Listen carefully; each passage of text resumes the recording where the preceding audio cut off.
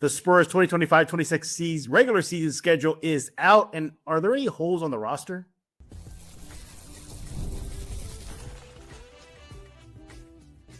You are Locked On Spurs, your daily San Antonio Spurs podcast, part of the Locked On Podcast Network.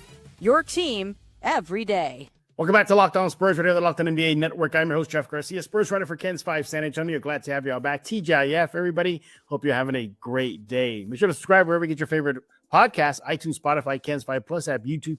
You know what to do. Go subscribe right now.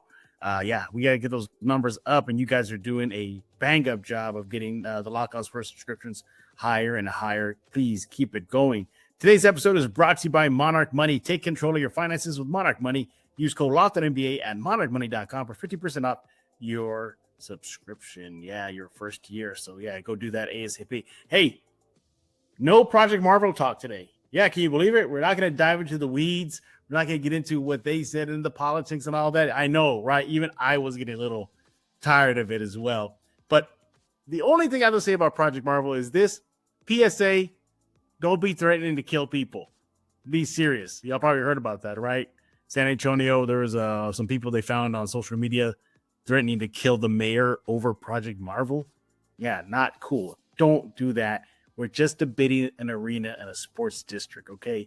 Chill, San Antonio, chill out. But what we are talking about today is the Spurs' new schedule. 2025-26 schedule is out.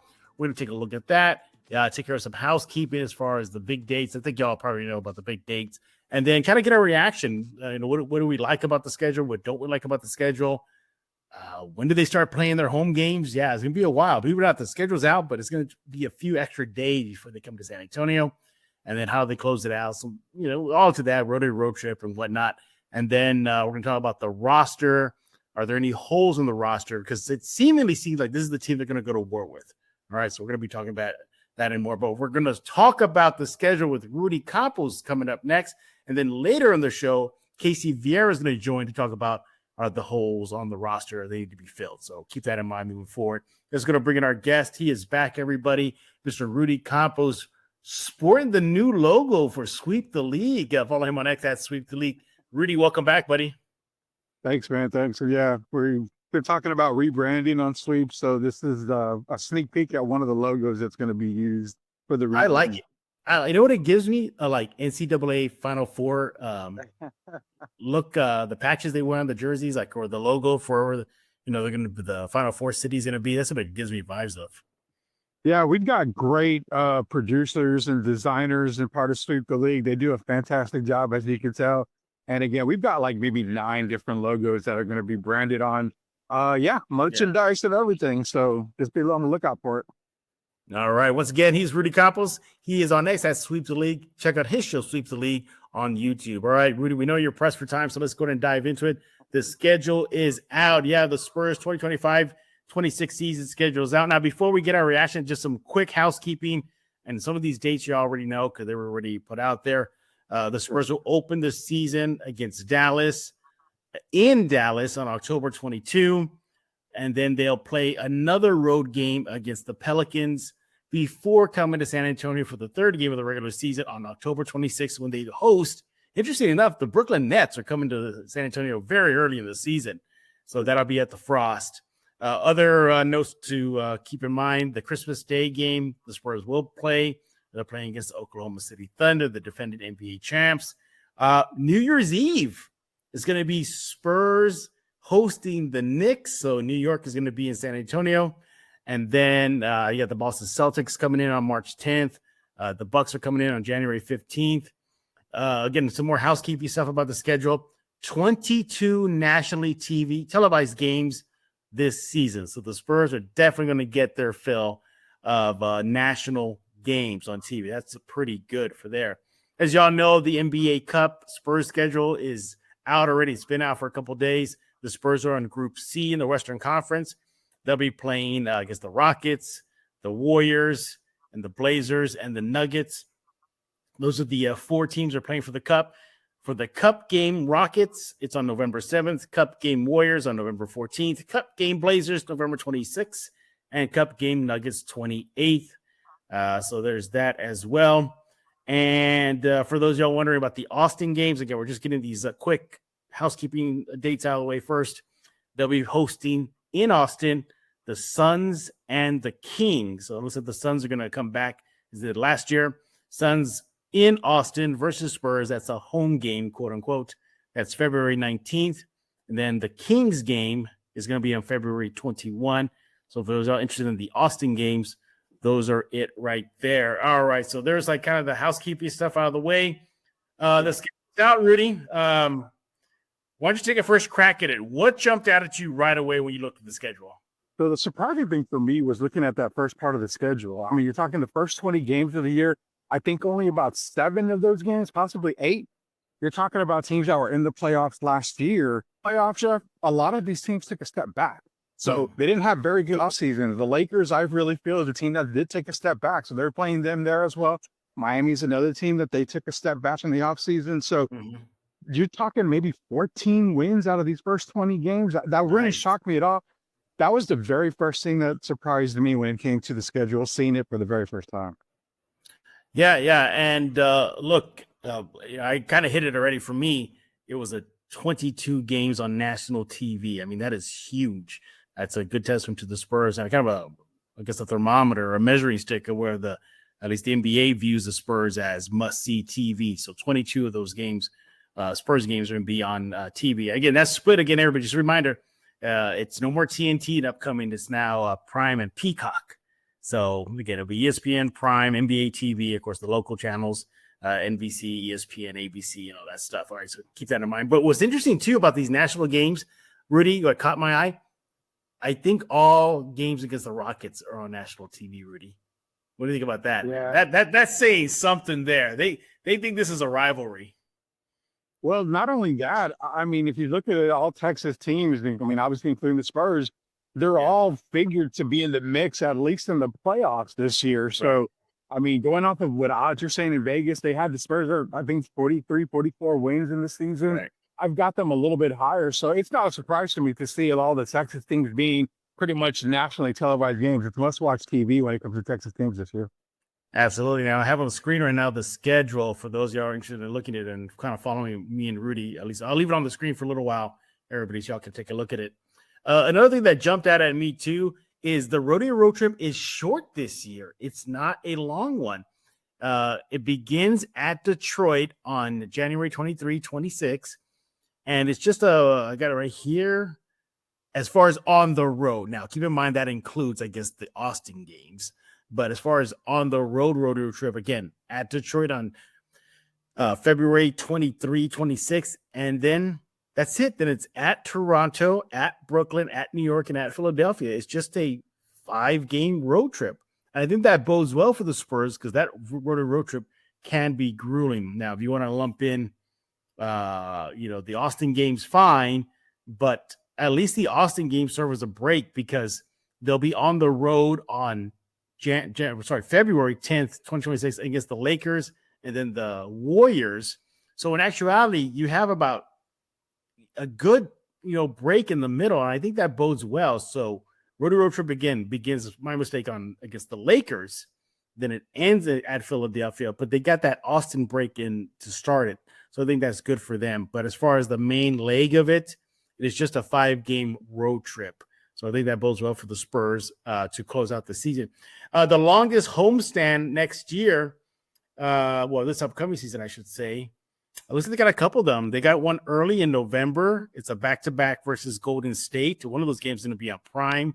So that's a 5-game homestand right there. But if you fast forward to the March 5th, 2026, that's a 6-game homestand right there, which begins against Detroit, ends against the Hornets on March 14th. Rudy, I want to bring this up to you real fast. Look how they close out the season. It's kind of tough. If you look at the end of March heading into April, you got Milwaukee, Chicago, which is a young up-and-coming team. Then it's at Warriors, at Clippers, at Denver. Maybe throw Philly out. Portland's a team that could be a little scary, but then Dallas and Denver. If they're if they're trying to get position in the playoffs or play in, look how they closed it out. It's a little bit of a rough ending.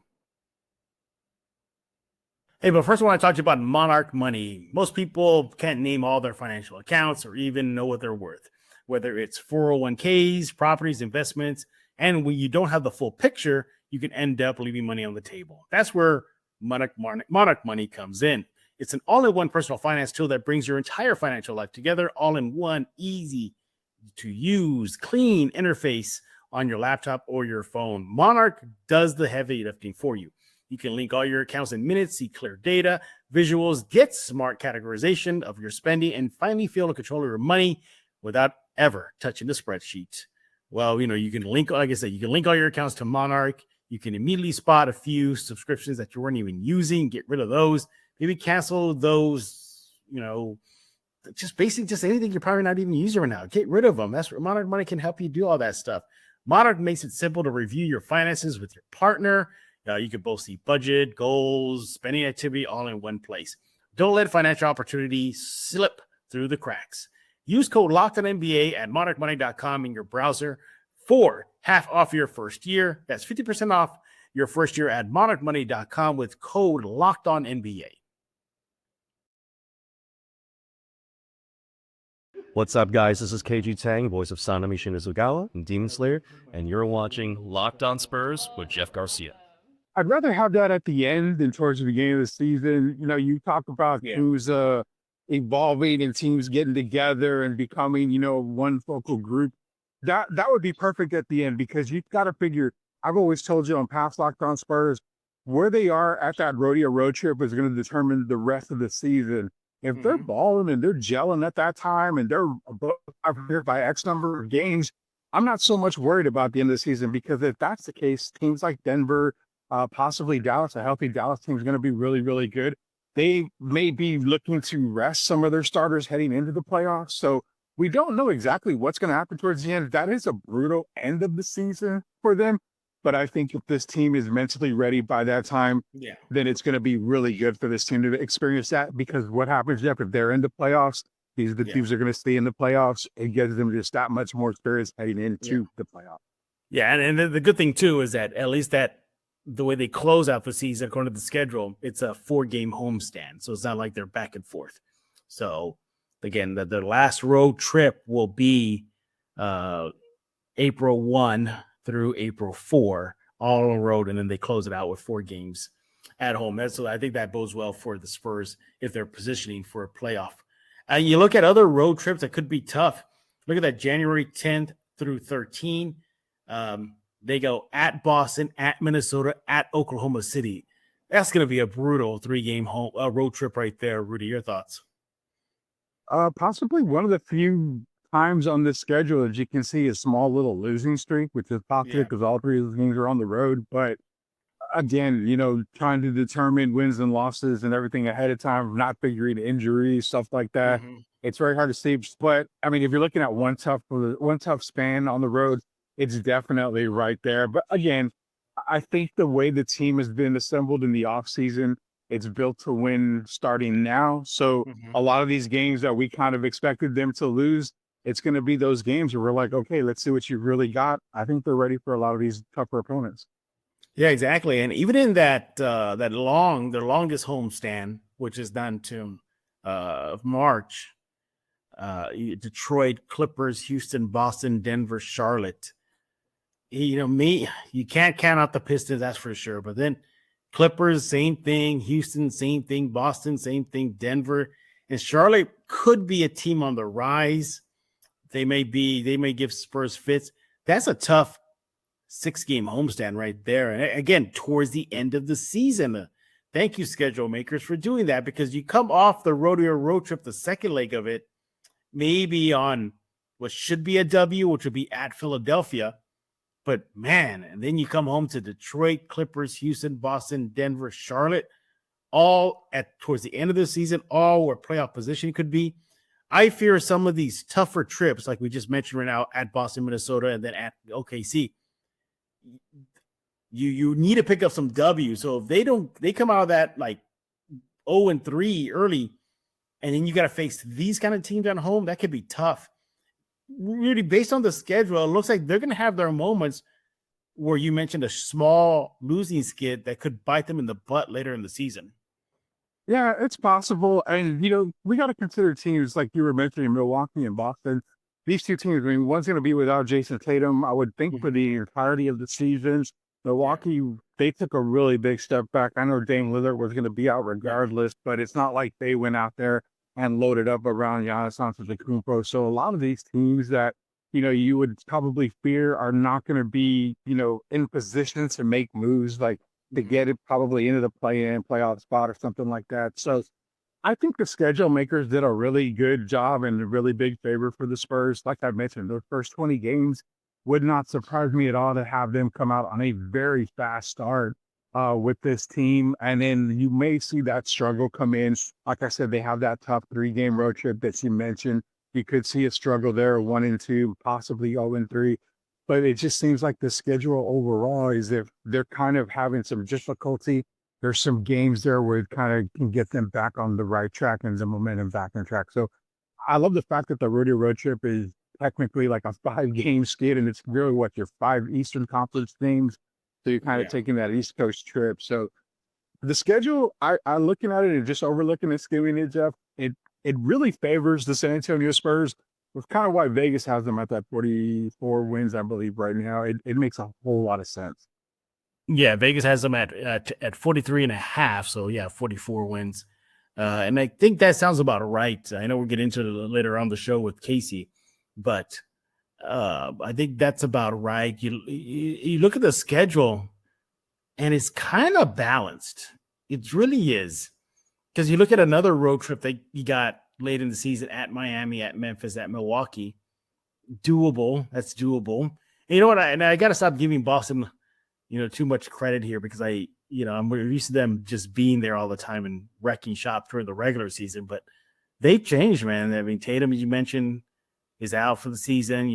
This is not the same championship team that we saw because the roster turnover they had recently. To keep that in mind. As far as back-to-backs, of course, the schedule is peppered with them. I'll put it back to everybody here. Y'all can see it here. There y'all go. All right.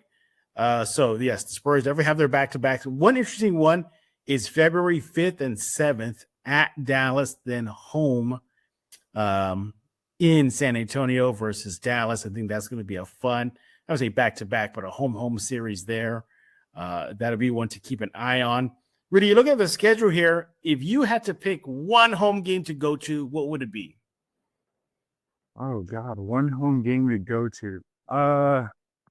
Everybody likes the Dallas one, and, everybody thinks Cooper Flag, Gillen Harper 1 and 2. That'd be a good one to go to. For me personally, the one game, and it's kind of funny, is probably one of my teams that's been on the rise for the past couple of years and showed a lot of promise last year.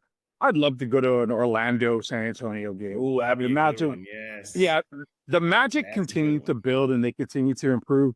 They're my fastest rising team, and they have been in the past couple of years. You see them take leaps and bounds, but adding Desmond Bane to that mix already of young guys, and all they needed was a shooter, which they got. I think Orlando San Antonio will be fun. Don't count out Detroit San Antonio. That's another fun one. But again, I think with what Orlando did, seeing the Orlando Magic and the San Antonio Spurs, I think that's a game that's going to be a real fun one to watch. Go back and forth. A lot of young talent on the court. That'll be a fun game to be at. For me, it's the Dallas game. And it's not just because of Cooper Flag and Harper. It's just because Dallas seemingly is, kind of recovering from losing Luka. I think they, on paper, it looks like it's going to be pretty good. Anthony Davis tends to have the best of Wemby when they face. Of course, yes, Flag and Harper. Yeah. So for me, it's the Dallas game. By the way, everybody, for those of y'all with a little, they need to know some nostalgia or like when former Spurs are coming. If they're still on Washington, if he's still on Washington, Malachi Branham comes back to San Antonio on December 1st. So there's that. And then for Blake Wesley, he's with the Blazers now, right? I think so, right? He signed with the Blazers. I believe he's with Portland. Yeah, he's with Portland now. Let's see if we can find it out. That'll be January 3rd as when that happens. So for those former Spurs, they're coming back to San Antonio. But overall, balanced games, balanced schedule. It's not too heavy road. It's not too heavy home. You got the rodeo road trip down. I gotta see. I want to go back to the opening month here. All right, let's do this. Let's go win-loss, and we'll take the first 10 games here. Okay, you ready? At Dallas, I got a W. What do you got? Without knowing if Dallas is healthy or not, give me a W on that one. All right. At New Orleans, I got a W. What do you got? Yeah, same thing. I got a W on there. Okay, then they host Brooklyn. I think they got a W there, so I got them 3-0 to start the season. I won't argue that fact. I got 3-0 on that one. Do we go 4-0? Then they host Toronto. I got them 4-0. Yes, there's nothing about Toronto that scares me other than the Spurs committing a lot of turnovers. This was going to be dicey, but you got Miami led by Spoelstra. He gets the best out of his teams. I'm going to go yes. I'm going to go 5-0 to start the season. So I'm going to give them the win over Miami, but you know what, Jeff? X that Dallas game, it's on the road. I think I'm going to end up taking Dallas on that one. Right. So I got my 4-1, but I do haven't beaten Miami. All right, fine. Then you go to at Phoenix. I got them 6-0, Rudy. 6-0 in my book. What do you got them at? 5-1. They got to win over Summit. All right, now it gets a little dicey. At Lakers, Luka lost some weight. You got LeBron, coming back again. I'm going to get the first loss at Lakers. What do you think? I've actually got them beating the Lakers. I'm not very high on LA. I haven't been all off season, so give me the win over LA. Then we got the main event early in the season. Spurs host Houston. That'll be on Prime. Spurs. I got them 7-1. So Rudy, you got them 5-2 so far. No, I got them 7-0. Yeah. I got them at 7-1 right now. Then we got New Orleans visiting San Antonio. That's a win in my book. What do you got? Oh yeah, I mean New Orleans is not going to be a team to worry about this year, in my opinion. All right. So I got them 8-1 right now, and then finally for the 10 at Chicago. This one's interesting. I'm gonna give me a W. Give me a W. I got them 9-1 to start the season. I definitely have them beating Chicago. That'll be 6. So was that? You have 9-1. I have 8-2 to start the year. So again, 14 wins is not out of the question. I think it gets a little dicey for me when the Golden State comes up in that back. Yep. Yeah. So what we're trying to get at here, everybody, is that the Spurs definitely have a quote unquote soft start to the season. Oh yeah. There's definitely more winnable games on paper than losable games. So look, if this first come out, I predict maybe 9-1, or even Rudy predicts. What do you got at 8-2 or 7-3? 8-2. 8-2. Either way, no matter how you spin it, that's a great start to the season, and which would help them because, as y'all saw, it's going to get tougher and tougher throughout the season, especially the way they close out the year. So there you have it. All right, there is your 2025-26 Spurs regular season schedule. Hey, what do y'all think? Y'all think it's even, fair, not fair? You can let Rudy know on X at Sweep the League. And speaking of Sweep the League, Rudy, we're going to let you go right now. Tell us about Sweep. Yeah, so as you can tell by the logo, that's one of the new logos that we're going to be rebranding here towards the end of the year. But Sweep the League, we just did our NFL preview. We're about to do our NCAA football preview next week coming up. So be sure to join myself, Coach Gio, all the networks, all the shows we have on the network. They're all going strong. It's really, really great. So basketball season is coming up, obviously, with the schedule release, but NFL is here, NCAA is here. We're just getting super busy over at Sweep the League. There you have it. He is Rudy Campos of Sweep the League. Make sure to follow him on X at Sweep the League. You want to do that right now. Don't go anywhere. When we get back, we're going to bring on Casey Vieira. We're going to be asking the question, are there any holes on the roster? That's up next right here on Locked On Spurs. Hey, I want to talk about FanDuel. August 26th is officially FanDuel Futures Day, a brand new holiday for football fans who live for bold predictions and preseason hunches.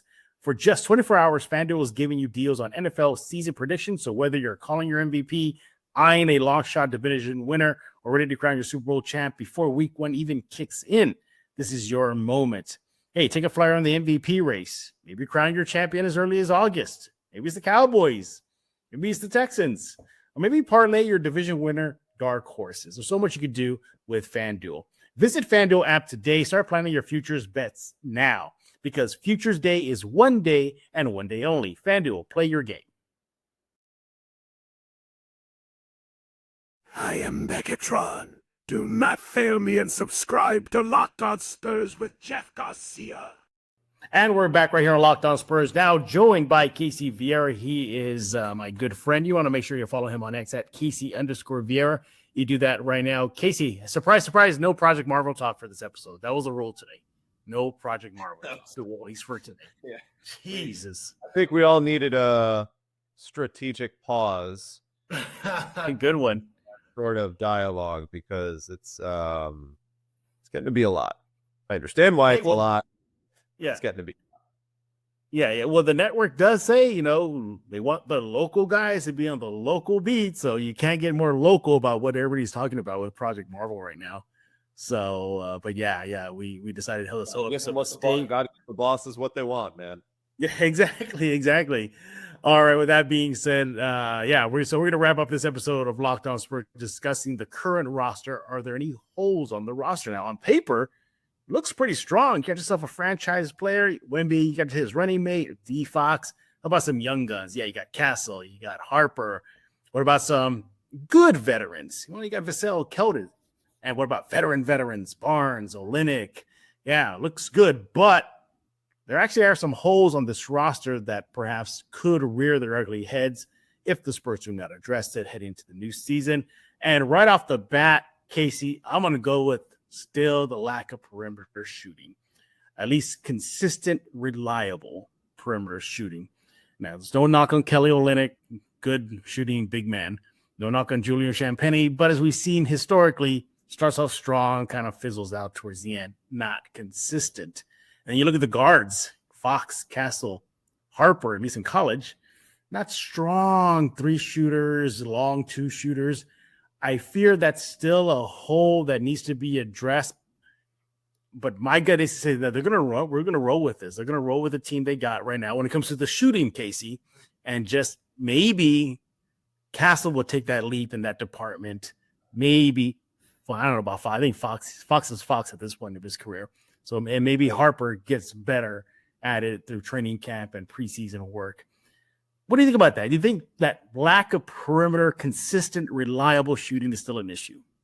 I do. Okay. While they've helped with fixing that a little bit, I don't think, and you alluded to it, I don't think they've done enough to solve it. Because they're putting a lot of eggs in the basket, and rightfully so, of guys who are not known to be terrific 3-point shooters, for lack of a better term. And that's fine, because you prioritize all the other good things Stephon Castle does, and what De'Aaron Fox does, and what that man Dylan Harper, what you expect him to do. Wemby, not entirely the most efficient 3-point shooter in the world either. There's that. Yep. You take what you can go with right there. Vassell, hot or cold, we know that. And your main shot takers, again, are not your particular gunners in the world. They have to put stock into their growth, though, and they know that. They know that it's still a flaw of theirs, consistent 3-point shooting. You know that when you're signing up for that 3-guard backcourt. You know that when you're signing up, when you give Wemby the green light on some nights and he's launching 35-footers in motion, just because that's how he plays the game. You know what you're signing up for. That said, you still need the shot creation when you can get it. And for me, a lot of that, and a hole that I need to think that they need to, I think they need to fill, is that shot creation itself, because as a result, it should lead to more opportunities and open opportunities. And theoretically, the sample size that we do have is not good, but the sample size that we have with De'Aaron Fox for the handful of games that he played last year, still largely unproven. So if we're going by what we know, a guy who can create his own shot, a guy in Fox, a guy who can create those opportunities for those around him to get them good looks, you would be encouraged that that would help. And like you said, maximize the 3-point shooting ability. To each their own, though. You can very much look on the other side of the spectrum and say, well, yeah, okay, the ball is going to be in his hands. There's also very much the uncertainty of whether Stephon Castle can become a true facilitator. Is he more of that off-ball guy? Is the focus going to be his keeping him more at that 3 spot in these small ball lineups? And then you're putting a lot of that stock in Dylan Harper, who's a rookie. And you have a good idea what he can do, but at the end of the day, a rookie is still a rookie. So I think as a result, that shot creation void is still there a little bit more than you want it to be. Yeah. But if it does happen, I think it plays hand in hand with what you're saying. I think it should create better opportunities, more efficient opportunities from deep. Yeah. And the thing what worries me a little bit is because they're obviously committed to the 3-guard lineup, or at least, they'll trot those 3 guys out there at one point of the season. And defenses may be, all right, we know you're good in that paint area or a little close to the rim, go for it, try it. We'll dare you to take the long 2 or the 3 shot. And not to say that Fox or Castle could make it, they can, but again, I cringe a little bit whenever time they're getting ready to fire one out from deep. And of course, Harper is the unknown. I don't think in Summer League he didn't really show that much of a 3 shot. He was really attacking the rim, really Certainly not enough for us to be talking about it. Exactly. So we didn't really get to see that too. So that's the only little fear of mine. How our defense is going to play on that, and will they expose that? Will that be an Achilles heel of the Spurs moving into the new season? And look, Olynyk, he's pretty good. He's perhaps as of now maybe the most reliable, him and Champagnie, but you need that type of reliability from the big boys. Your Castle, Foxes, and hopefully that whole big boy will be Harper soon.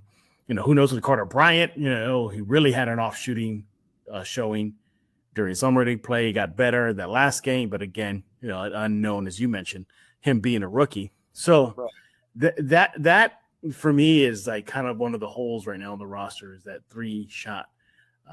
Where is it going to come from? And hopefully, look, Castle is showing out. Oh, look at these videos. Look at me. I'm in the gym with the point guard guru guy. I'm making my 3s. Okay, that's great. I'd love to see it, Stephon. But do it when you have an elite NBA defender on you. Let me see you do that when Lou Dort's on you, when you have Dorter chamber. Let's see how you react to that.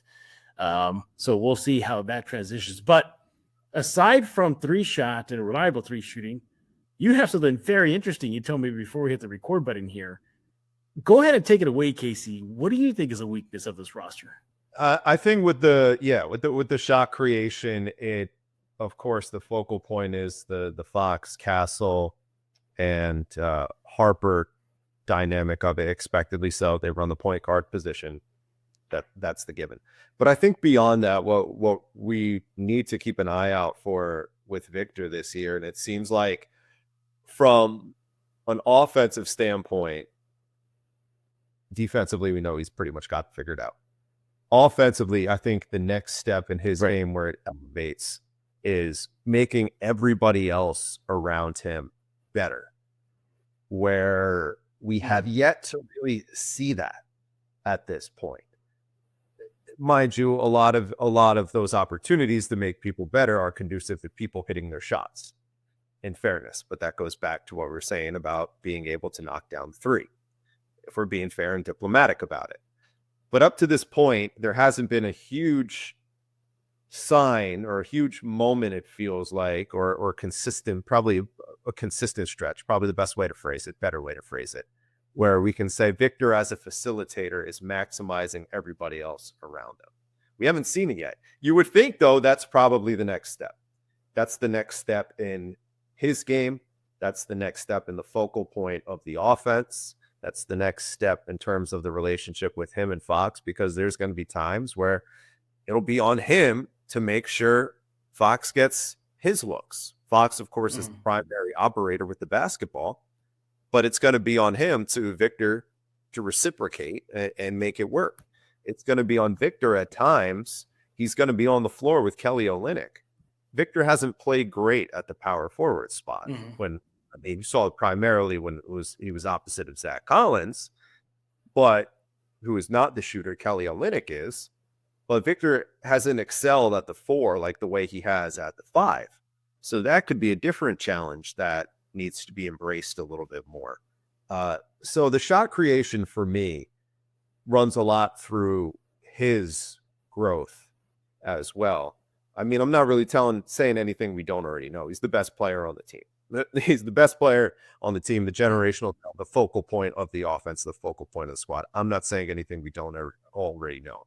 But in terms of them taking that next step, I think that's going to be a big time aspect, whether they do that focal point of if they are able to make that next step and hit those threes and do those things because of what he does or doesn't do.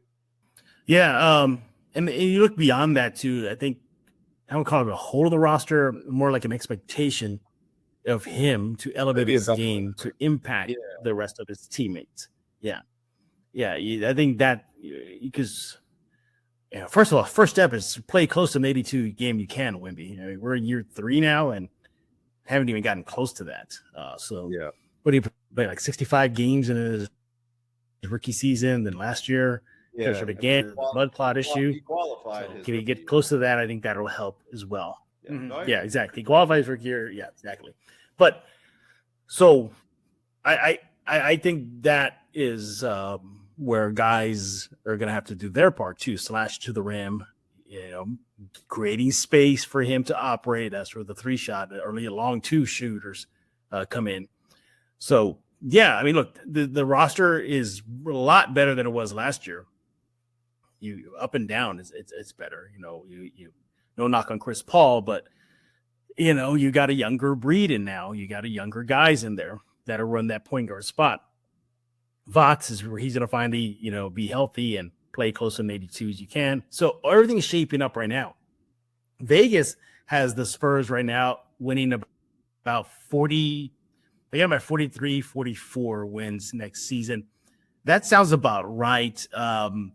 What do you think about that? We're saying, there's still some holes in the roster, but Vegas gives them a kind of a 500-ish season. What do you think? I think so. I think that sounds about right, given where they are.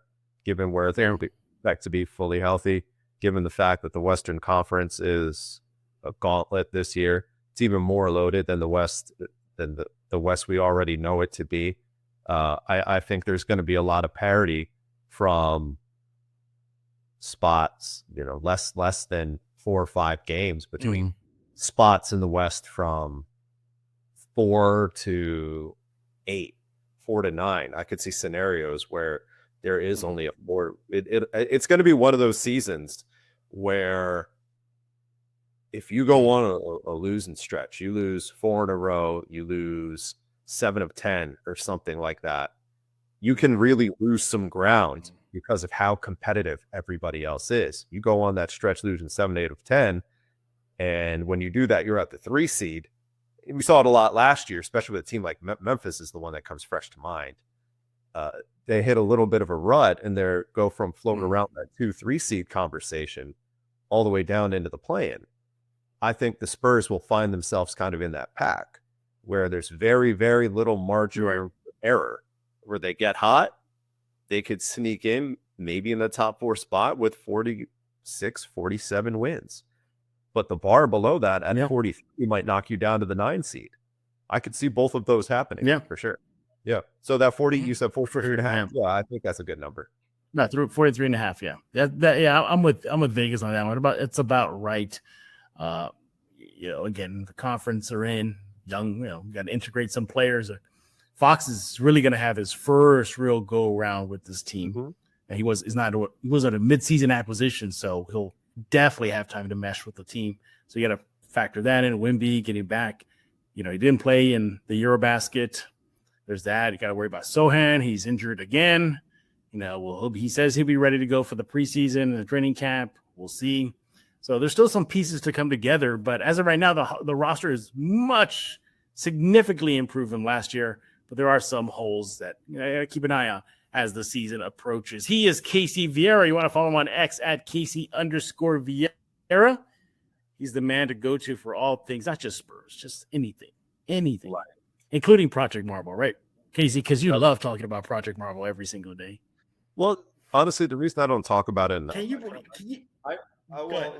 here's my general rule of life and why people might think better of me than I really am. I try not to insert myself into arguments that I don't know what I'm talking about. I don't try to make myself the smartest guy. And I might have takes, but if I don't feel fully knowledgeable about it, I don't interject in the conversation just to do that. I'll listen to both sides. I'll be like, okay, got it. And I'll just kind of be quiet to myself. I've kind of played that Switzerland all the way through. It's got me this far in life. So the Project Marble side of things, I understand. I understand both parts of it, but there's a lot of parts that I don't particularly understand or don't have a clearer lens. So for the sake of not ending up clickbait, you retweeting something I tweet or something like that or say, I'm just going to keep my mouth shut and watch the whole thing play out. I have a stance on whether or not I would vote for it. I'm not going to tell you. Well, actually, I have told you in the past, but I'm not going to tell the audience. Masses on it. Yeah, don't tell the audience because it's not totally educated. And two, I just don't have the time to deal with my Twitter blowing up like that. I don't. Man, it was chaos. It's been, it messed it up too because okay. I will say this one thing. I will say, you're an idiot if you're over here threatening people's lives over this project. Just saying. Thank you. That's one thing I think I call confident. Thank you. Yeah. Yes, I will say that. Anyways, go ahead. Sure. Yeah. And for me too, it was just like, I think everybody knows in San Antonio that, if there's like a major Comic Con event or anime con, I'm usually tapped to MC host it. So that happened, a new one's popped up. It was pretty big and I'm ready to go, but all right, let me tell San Antonio, I'm about to do this. And then Project Marvel popped up. Well, gotta delay it. Can't say anything about it now because it's gonna get buried in the news cycle, or at least the social media news cycle. That is, so never mind. So yeah, it's been dominating, man. It's just dominating. I'm just glad we had an episode where we didn't go deep into the weeds of that because I was getting tired of it already. Buckle up. You would think something so fun, or an arena, no, not just an arena, an entertainment district wouldn't create this mess, and it did. But all right. Well, again, heads up, everybody. I'm pretty quiet with my. This topic of Project Marvel probably will come up again because it is just a hot topic in San Antonio and among Spurs fans. So there it is. Again, he is Casey Vieira. You want to follow my next at Casey_Vieira. Do that right now. We'll be back next week as the offseason continues. Talking all things silver and black on and off the court. So keep an eye for that. And as always, subscribe to Locked On Spurs, YouTube, iTunes, Spotify, Kens 5 Plus app. To do, subscribe ASAP. So for Casey Vieira, I am Jeff Garcia. We're going to put a lock in this episode of Locked On Spurs.